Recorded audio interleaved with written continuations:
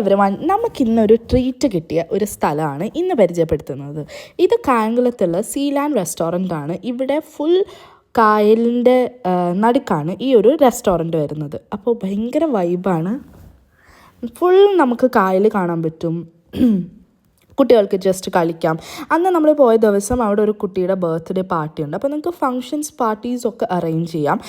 പിന്നെ ഫുഡിൻ്റെ കാര്യം, അപ്പം നമ്മളുടെ കുറച്ച് ഫുഡ് നമ്മൾ കൊണ്ടുപോയിട്ടുണ്ടായിരുന്നു. അപ്പോൾ അത് അവിടെ ഒരു പ്രശ്നം ഉണ്ടായിരുന്നില്ല. അതായത് ഫുഡ് നമുക്ക് കൊണ്ടുപോകാം.